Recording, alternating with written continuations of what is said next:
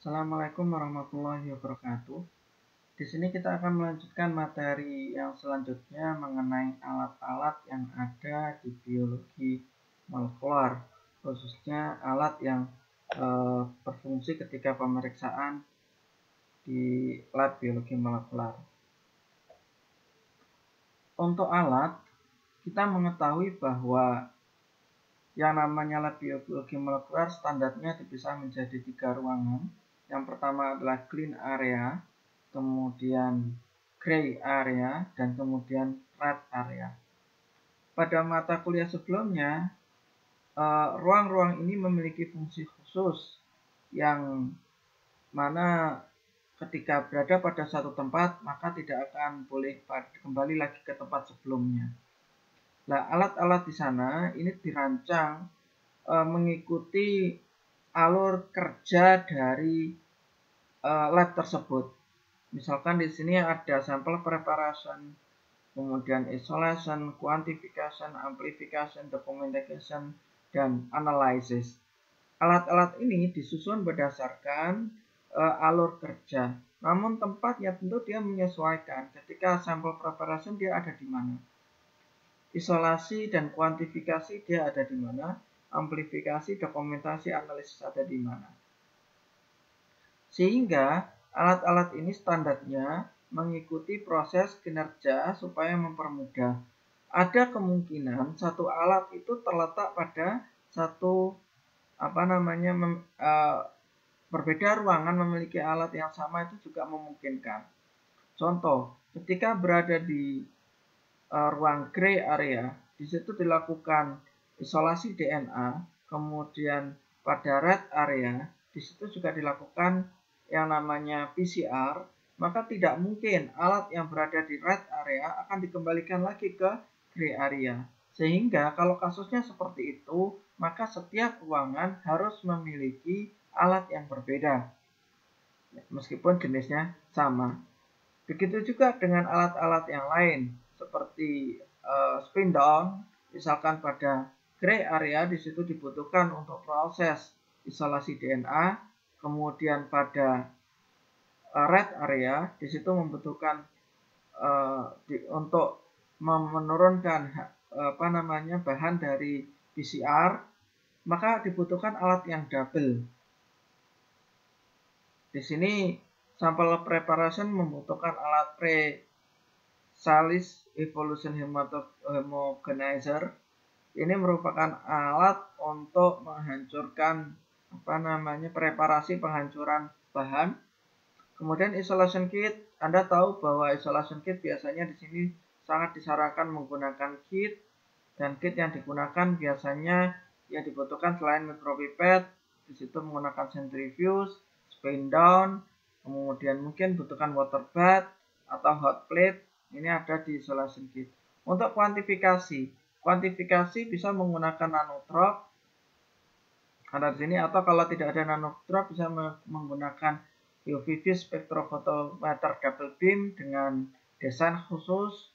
Kemudian untuk amplifikasi di sini menggunakan PCR atau real time PCR.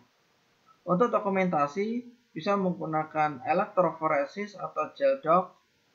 Kemudian untuk analisis biasanya berada di luar ruangan, di luar ketiga ruangan yang ada.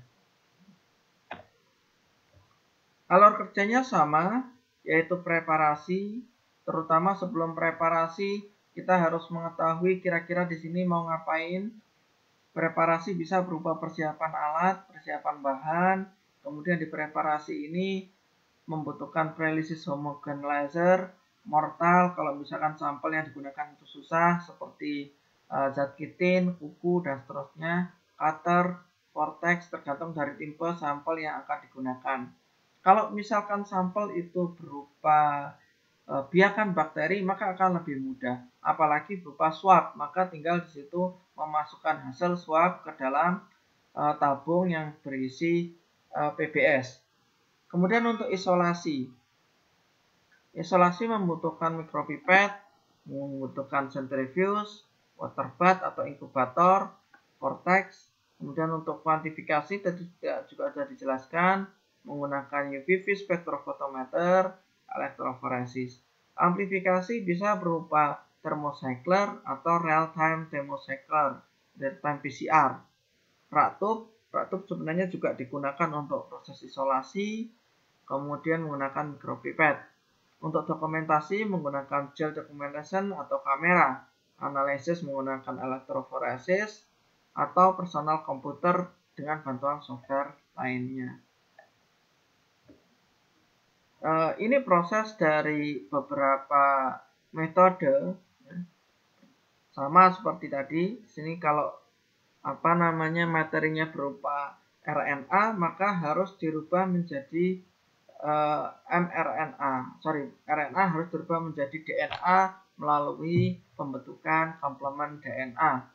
Kemudian harus diracik menggunakan buffer dan reagen yang dibutuhkan, seperti adanya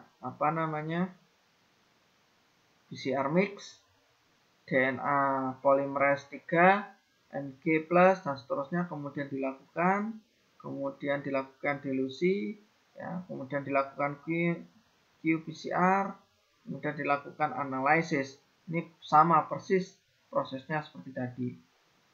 Yang dibutuhkan biasanya di sini adalah micropipette. Kita mengetahui bahwa di sini micropipette ada setidaknya 3, namun ada beberapa pabrikan yang mengeluarkan 4 atau bahkan 5 tipe tergantung dari kebutuhan. Micropipette terdiri atas yellow type, kemudian blue, yellow, blue, dan kristal. Perlu diketahui, semakin tinggi volume pipet yang digunakan, maka akurasi dari pipetting tersebut semakin rendah. Contoh, yang namanya yellow pipet itu digunakan untuk mempipet sekitar 20-200 mikrolit. Kalau misalkan yang kita pipet itu volumenya sekitar 220, padahal 220 itu bisa dipipet menggunakan blue tip. Blue tip ini digunakan sekitar 100-1000 mikrolit. Ya. Maka tidak disarankan menggunakan blue tip, tetapi disarankan menggunakan yellow tip. Jadi diulang 2 kali, 200 dan 20 mikroliter. Sehingga ini akan mengurangi kesalahan atau error dari alat tersebut, ya. Begitu juga dengan crystal tip atau white pipette, ya. Crystal pipette atau biasanya digunakan untuk sekitar 2 mikroliter sampai 0,5 mikroliter sampai 10 mikroliter. Kalau Anda disuruh mempipet sebesar 20, meskipun dalam kenyataannya yang namanya yellow tip ini bisa, tidak sangat disarankan, ya. Sehingga yang disarankan adalah menggunakan crystal tip sebanyak 2 kali. Ini ada alat yang digunakan untuk mempipet, namanya multi channel pipette, ya. Jadi di sininya ada beberapa tip, ya, biasanya 8 atau 6. Kemudian ini yang perlu diperhatikan ketika Anda mempipet, ya, usahakan tutup dari rak tip ini harus selalu terjaga tertutup. Ketika mau ngambil dibuka sedikit, kemudian dimasukkan pipetnya, kemudian ketika selesai ngambil harus dikembalikan ke posisi tertutup. Ini contohnya lagi. Dalam penyimpanan juga sebaiknya menggunakan rak pipet, tidak dimasukkan ke dalam dus karena itu akan mengakibatkan jamuran.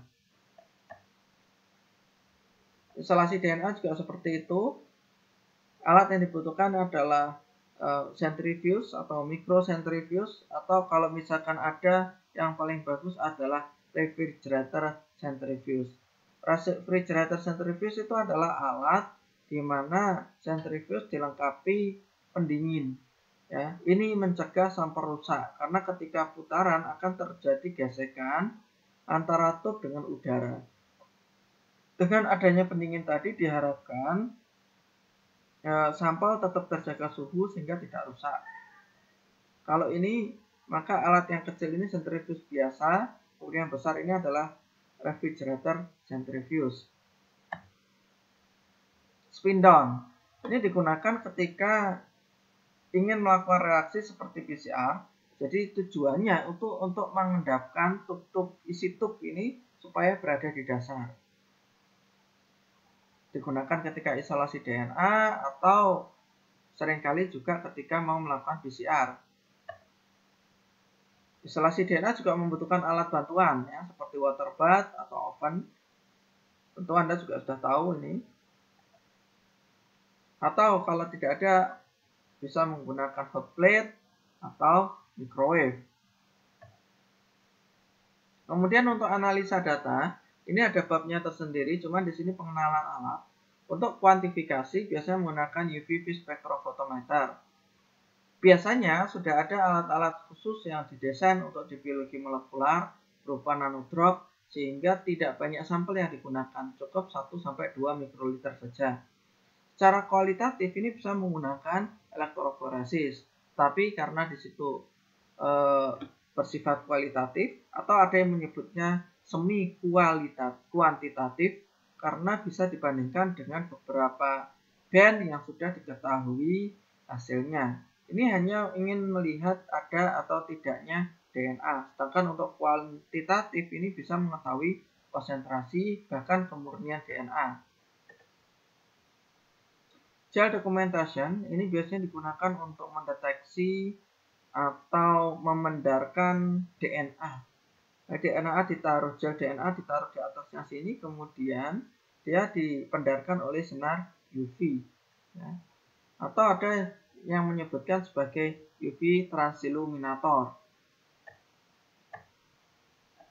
Oke, demikian penjelasan mengenai alat-alat di lab biologi molekular. Assalamualaikum warahmatullahi wabarakatuh.